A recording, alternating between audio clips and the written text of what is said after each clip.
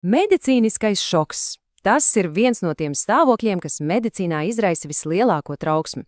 Tas ir moments, kad viss organisma sarežģīgais mehānisms pēkšņi sāk brukt. Šajā reizē ķersimies klāt un mēģināsim saprast, kas tas īsti ir un kāpēc tas notiek.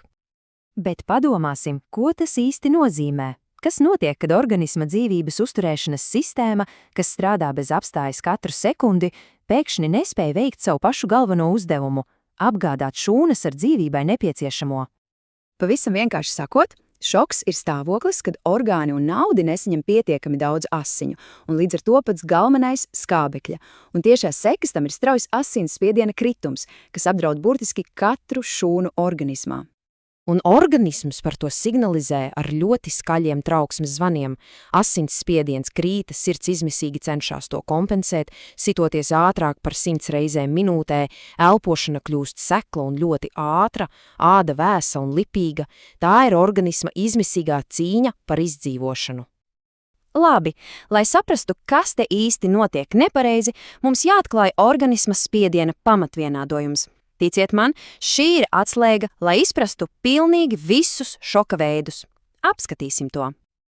Iedomāsimies to visu kā vienkāršu, bet ļoti svarīgu santehnikas sistēmu. Jebkuras šādas sistēmas centrā ir sūknis. Mūsu organismā šis sūknis, protams, ir sirds.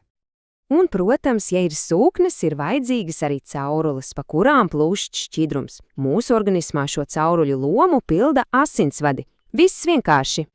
Šīs sistēmas efektivitāte nosaka divi galvenie faktori. Pirmkārt, sūkņa jauda, medicīnā to sauc par sirds izsviedes tilpumu, un otrkārt, cauruļu pretestība, proti tas, cik ļoti asinsvadi ir sašaurināti. To sauc par kopējo perifēro pretestību. Un lūk, šie divi faktori, sūkņa jauda un cauruļu pretestība, kopā veido galveno vienādojumu, kas nosaka mūsu asinsspiedienu. Šo ir vērts iegaumēt. Vidējais arteriālais spiediens ir sirds izsviedes tilpums, reizināts ar kopējo perifēro pretestību. Šis pavisam vienkāršais vienādojums ir pamats pilnīgi visam, ko tālāk apskatīsim. Bet kāds tad ir tas kritiskais slieksnis? Medicīnas praksē mērķis ir uzturēt vidējo arteriālo spiedienu virs 65 mm dzīvsudraba stabiņa. Ja tas nokrīt zemāk, svarīgākie orgāni, piemēram nieres un smadzenes, sāk ciest no skābekļa bada un burtiski slēgties ārā. Tātad, ja mūsu sistēmas sastāv no sūkņa, caurulēm un šī spiediena vienādojuma, kā tieši tā var sabrukt? Aplūkosim 4 galvenos veidus, kā tas notiek, kas attiecīgi atbilst 4 galveniem šoka veidiem. Pirmā kļūme – hipovolēmiskais šoks. Šeit problēma ir pavisam vienkārša. Sistēmā trūkst šķidruma. Cauruļvados nav pietiekami daudz asiņu, piemēram, lielas asiņošanas vai smagas dehidratācijas dēļ. Un rezultāts – sūknim vienkārši nav ko sūknet, tāpēc dramatiski krītas sirds izsviedes tilpums. Otrā kļūme – kardioģēnais šoks. Šajā gadījumā šķidruma var būt gana, bet pats sūknis, sirds, ir bojāts. To var izraisīt sirdslēkme, nopietni sirds ritma traucējumi vai problēmas ar vārstuļiem. Mūsu vienādojumā tas atkal nozīmē samazinātu sirds izsviedes tilpumu. Trešā kļūme – obstruktīvais šoks. Šeit gan sūknis, gan šķidruma daudzums var būt kārtībā, bet kaut kas fiziski bloķē sirdi, neļaujot tai pumpēt. Piemēram, liels tromps plaušu artērijā vai šķidrums ap sirdi, kas tos saspiež no ārpuses. Kaut kas traucēs sūknim darboties, un tas atkal noved pie samazinātas sirds izsviedes tilpuma. Un visbeidzot 4. kļūme – distributīvais šoks. Šis ir atšķirīgs. Sūknis darbojas un šķidruma ir pietiekami, bet problēma ir caurulēs. Tās pēkšņi kļūst pārāk platas, piemēram, smagas infekcijas jeb sepses vai spēcīgas alerģiskas reakcijas dēļ.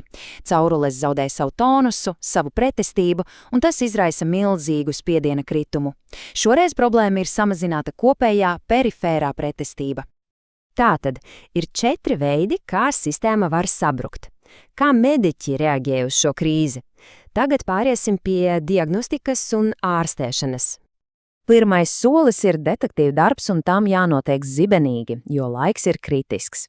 Tiek pārbaudīts viss Asins analīzes meklē asiņošanas vai infekcijas pēdas, elektrokardiogramma pārbauda sirds elektrību un skaneri ieskatās ķermeņa iekšienē, lai atrastu kādus slēptus bojājumus. Ārstēšanas plāns ir kā glābšanas operācija ar ļoti skaidriem soļiem. Pirmkārt, apturēt kritienu un stabilizēt pacientu. Otrkārt, uzpildīt sistēmu, atjaunojot šķīdruma vai asins tilpumu. Treškārt, ja ar to nepietiek, tiek lietoti spēcīgi medikamenti, lai atjaunotu spiedienu. Bet, protams, pats galvenais ir atrast un novērst pašu problēmas sakni. Un tagad saliksim visu kopā.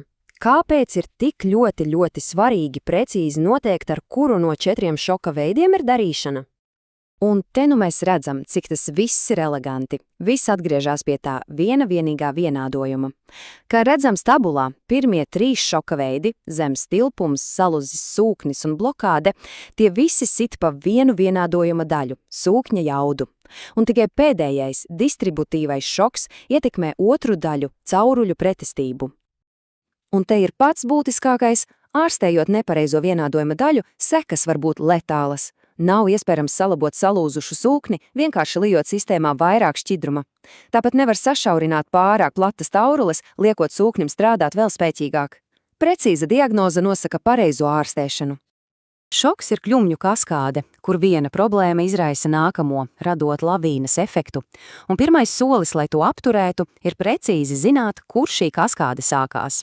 Tieši tāpēc izpratne par šo pavisam vienkāršo santehnikas sistēmu un tās pamatvienādojumu ir tik kritiski svarīga.